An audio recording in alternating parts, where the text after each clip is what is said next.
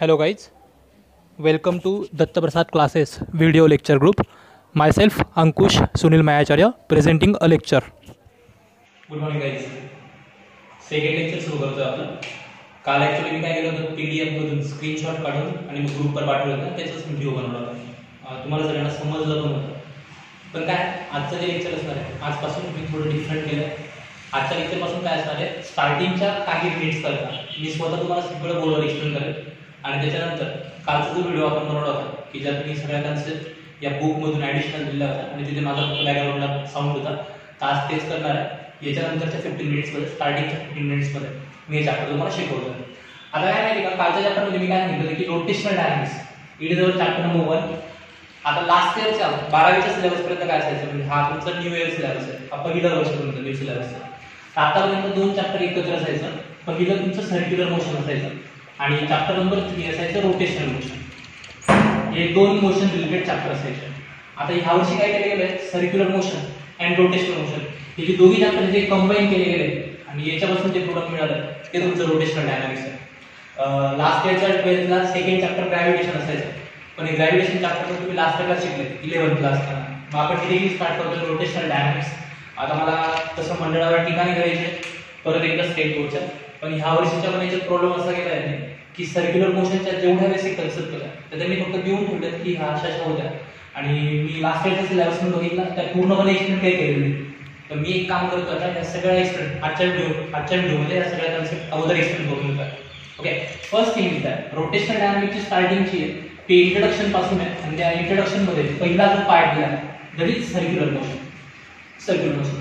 So first question which is arising in my mind is that what is circular motion? आता काय माहिती का, suppose आपलं general example आपण घेऊ. We all know that our earth is revolving around the sun. Okay, or all the planets revolving around the sun and also the moon revolves around the earth. These are the example of circular motion.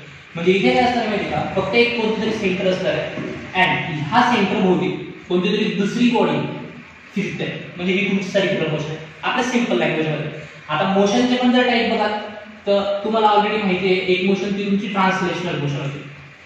आता या translational motion मध्ये काय होतं तर समजून घ्या, एखादा object आहे ट्रान्सलेशनल लिनियर की एखादा ऑब्जेक्ट एका स्ट्रेट लाईन मध्ये ट्रॅव्हल करतोय, तुम्ही त्याला ट्रान्सलेशनल मोशन म्हणता, तुम्हाला माहिती आहे. For example me bike drive करतोय किंवा मी स्वतः चालतोय, वॉकिंग करतोय, ही तुमची ट्रान्सलेशनल मोशन आहे. ते जर सपोज मी तिथून असं काहीतरी कर्व असं फिरतोय किंवा समजून घ्या कंप्लीट सर्कल कंप्लीट करतोय, म्हणजे सर्कल हाफ जरी असलं तरी त्याला तुम्ही सर्क्युलर मोशन म्हणू शकता. म्हणजे फॉर एक्झाम्पल आपल्या कॉलेज स्टॉपवर जा, कॉलेज स्टॉपवर तुम्हाला ते आजी आजोबा बसले दिसतात, तिथून तुम्ही जो टर्न घेता हा तुमचा सर्क्युलर मोशन असतं, ऑलरेडी सांगितलं बघा. तर सर्कल हाफ असू दे किंवा कंप्लीट असू दे याला तुम्ही कोणती मोशन म्हणतात, सर्क्युलर मोशन. आता मी याची डेफिनेशन सांगतो. डेफिनेशन एकदम इझी आहे. आता समजा तुम्ही स्वतः एक पार्टिकल आहे आणि तुम्ही पार्टिकल कसं फिरताय along the circumference of circle, म्हणजे सर्कल वाटत नाही, वाटत होतं तुम्हाला बस. आता बघा इथे हा पार्टिकल इथे कुठेतरी हा पार्टिकल इथून फिरायला सुरुवात झाली. Suppose in anti clockwise sense anti clockwise फिरतो तो. आता हे अँटी क्लॉकवाइज फिरताना मी फक्त इतकंच म्हणेन, the motion of the particle along the circumference of circle. Definition repeat करतोय मी. The motion of the particle, म्हणजे हा पार्टिकल इथे होता, हा पार्टिकल इथून इकडे गेला, इकडून इकडे गेला, इकडून इकडे गेला आणि त्याने कंप्लीट केलं, म्हणजे 360 डिग्री.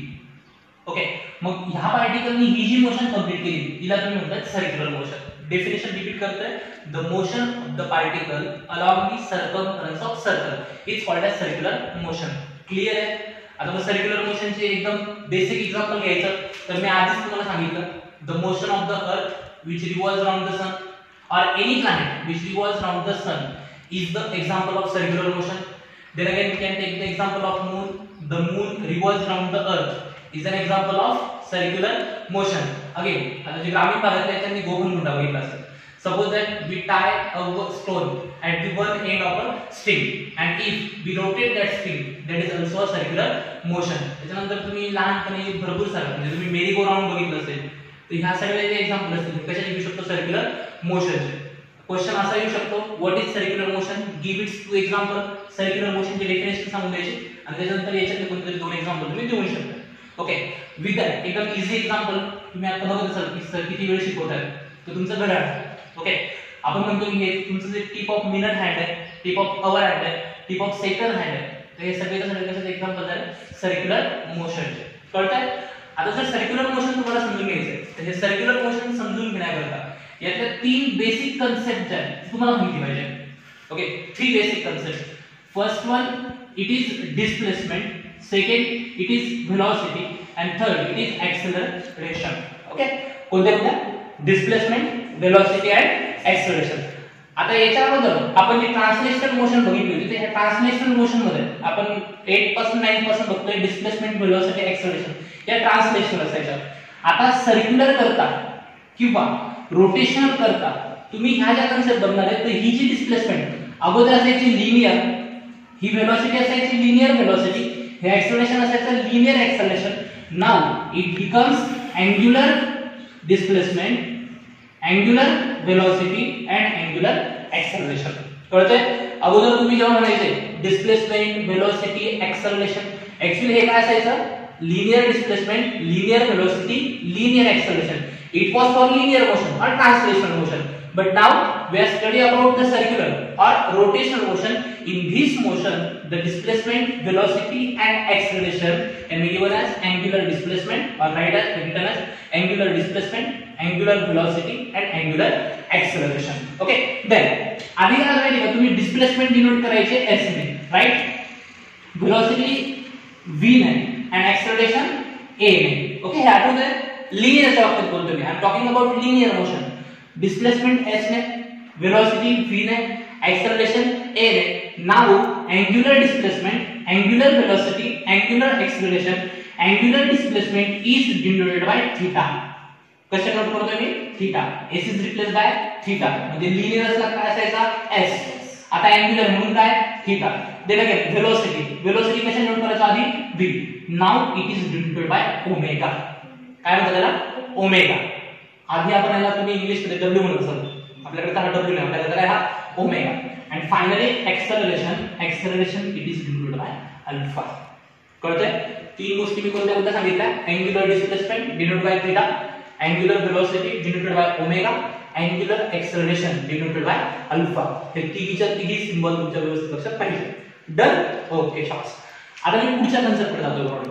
म्हणजे मी आता त्यांचं नोटेशन बघितलं की यांना डिनोट कशाने करतात? Theta, omega, alpha.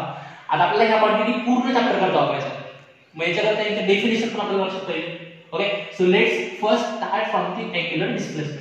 सुरुवात करतोय मी अँग्युलर डिस्प्लेसमेंट पासून. माझा बघा अँग्युलर डिस्प्लेसमेंटची डेफिनेशन मी बघतोय. मला आता तुम्ही सांगा अँग्युलर डिस्प्लेसमेंट डिनोट कशाने करतात? मी व्हिडिओ तुमच्या समोर नाही पण तुमचा शब्द आलाच पाहिजे. अँग्युलर डिस्प्लेसमेंट डिनोट करतो आपण व्हेरी गुड थीटा. आता थीटा जो आहे मला थीटाची डेफिनेशन सांगायची. मी समजा काय करतो एक पार्टिकलला a नाव देतो किंवा पोझिशन म्हणतो पार्टिकलची पोझिशन a. आता इथे काहीतरी सेंटर असेल तर सर्कलचं आणि हा इथून काहीतरी स्टार्ट करतोय आणि इथून स्टार्ट करत इथे कंप्लीट केलं आणि हे सर्कल. कोणती मोशन झाली?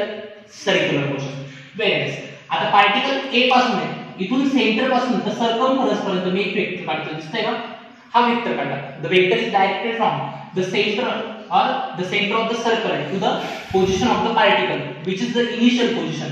A ला मी म्हणतोय initial position. Here the OA is called as a vector, position vector. कोणत्या वेक्टर म्हणतात त्याला? position vector or it is also called as radius vector. त्याला अजून दुसरा कोणता वेक्टर म्हणू शकतो? radius vector. रिझन काय? कारण तो रेडियस इतका डिस्टन्स कव्हर करतो. ओके, आता मी याला r म्हणून करतो. देन आता हा a पासून निघालाय. समजा इथे ट्रॅव्हल करतोय तो सर्क्युलर मोशन मध्ये a पासून b पर्यंत पोहोचला. सपोज a पासून b पर्यंत जायला याला वेळ लागलाय टाइम t. किती टाइम लागलाय? t. a पासून b पर्यंत जायला याला टाइम t लागला असेल आणि आता ह्या ठिकाणी मग मी हा सेकंड वेक्टर काढतो. ओके, आता इथून ते इथपर्यंत जायला टाइम t लागला. मला सांगा इथून ते इथपर्यंत गेल्यानंतर इथलं जे डिस्टन्स असेल ते किती असेल? s. मी नोट करतोय म्हणजे ती डिस्प्लेसमेंट असेल पण ही लिनियर आहे म्हणजे तुम्ही स्ट्रेट मानता. ओके, टाइम किती होता? t. त्याने इथून a पासून तर b पर्यंत कव्हर केलं डिस्टन्स किती आहे? s. तर तुम्ही बघा a पासून तर b पर्यंत किती पोहोचला हे जर काढायचं असेल तुम्ही इथला फक्त अँगल मेजर करा आणि तुम्ही जर हा अँगल मेजर केला ह्या अँगल आपण कशाने नोट करतो? थीटा. आणि हा थीटा तुमचा काय आहे? Angular displacement. मग एकदम इथे सांगायचं मी काय सांगितलं? द अँगल डिस्क्राइब बाय काय झालं? इथे अँगल डिस्क्राइब झाला, बनवला गेला. किंवा मी असं म्हणू शकतो द अँगल मेड बाय. हा अँगल कोणी बनवला? यानी आणि यानी. कोणी? यानी आणि any, that is AO and BO. मग AO आणि BO काय?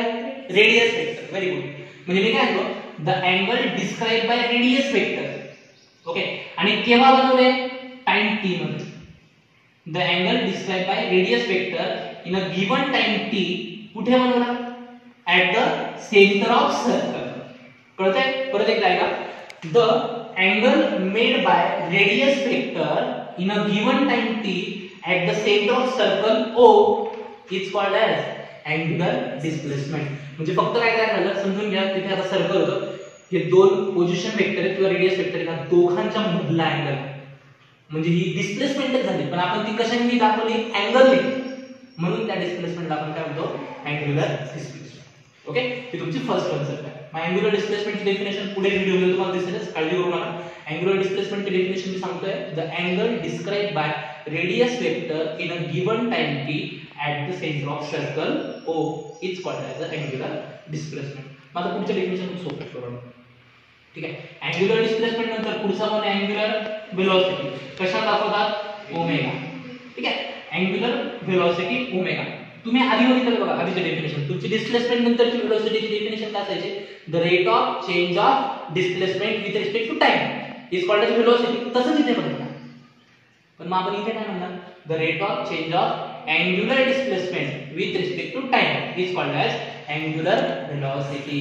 मुद्दाम इथे देत नाही अँगुलर वेलोसिटी, कारण तुम्हाला माहिती पाहिजे ओमेगा म्हणजे अँगुलर वेलोसिटी. आणि मग फायनली एक्सेलरेशन. एक्सेलरेशनची डेफिनेशन याच्यावरून घ्यायची काय? The rate of change of angular velocity with respect to time is called as angular acceleration. मी बरोबर लिहिले काय? नाही, इथे काय लिहावं लागेल? अल्फा. कारण अँगुलर एक्सेलरेशन कशा दाखवतो आपण? अल्फा. कळतंय? मी तीन कन्सेप्ट सांगितला, angular displacement, angular velocity, angular acceleration. लक्षात ठेवा. आता इथे हा जो थीटा आहे ना, थीटा हा मोठा अँगल होता. सपोज कधी कधी हा a पासून एवढाच गेला, म्हणजे खूप स्मॉल अँगल असतो, तर त्यावेळेला काय करायचं? Instantaneous angular displacement. इन्स्टंटेनियस म्हणजे व्हेरी स्मॉल, खूप लहान असतो, अनंत सूक्ष्म म्हणतो आपण त्याला, इन्स्टंटेनियस. मग आता हा थीटा आहे, तर जर तो खूप स्मॉल असेल त्याला थीटा नाही दाखवत, त्यावेळेला त्याला लागतं डेल्टा थीटा. स्मॉल म्हणून काय लागतं? Delta. Delta always use for the small things, that is instantaneous. आणि हा जो टाइम t होता, हा टाइम t ने राहणार, हा काय होतं? Delta t. कळतंय? मग r आहे का? तो r असेल, तो कशा लक्षात ठेवू? ठीक आहे. मग आता बघा आपली जी डेफिनेशन आहे अँगुलर डिस्प्लेसमेंटची थीटाची, आता थीटाची डेफिनेशन मी अगोदर बघितली, आता त्याचा फॉर्म्युला बघूया. मग थीटा कसा फाइंड करायचा? तुम्ही जॉमेट्रीमध्ये बघितलं असेल, थीटा इक्वल टू, आता समजून घ्या तुम्हाला हा अँगल काढायचा. मग अँगल काढायचा तर ही तुमची काय? आर्क. ही काय तुमची? रेडियस. मग थीटा इक्वल टू काय? Arc upon radius, that is theta equal to काय झाला फॉर्म्युला? s upon r. कळतंय फॉर्म्युला? थीटा इक्वल टू काय होतं? s upon r. आणि तेच जर समजा थीटा नाही येते, काय येते? Delta theta. तर हा फॉर्म्युला कसा बनतो मग? Delta theta equal to delta s upon r. लक्षात ठेवा, delta theta is the vector quantity. Delta theta कोणती क्वांटिटी आहे? Vector quantity. That means it needs a direction. मग डायरेक्शन आली कोणता रूल? Right hand rule. कोणता रूल वापरायचा? Right hand rule.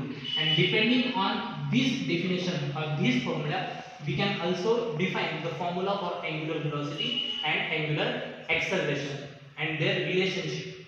Okay, but I will take that lecture tomorrow. Up to that, it's okay. Take care. Have a nice day. Bye bye. Take care. अभ्यास करा, काळजी घ्या. हे मी last इयरच्या 12च्या टेक्स्टबुकमधून 2 screenshot पाठवलेत. ते video pause करून आणि रीड करा. तिथे सर्क्युलर मोशन, त्याचे एक्झाम्पल आणि अँग्युलर डिस्प्लेसमेंटची डेफिनेशन दिली आहे. बाकी व्हिडिओमध्ये काही करेक्शन्स आहेत, ते मी उद्या व्यवस्थित करेन. Take care. Bye bye. Have a nice day.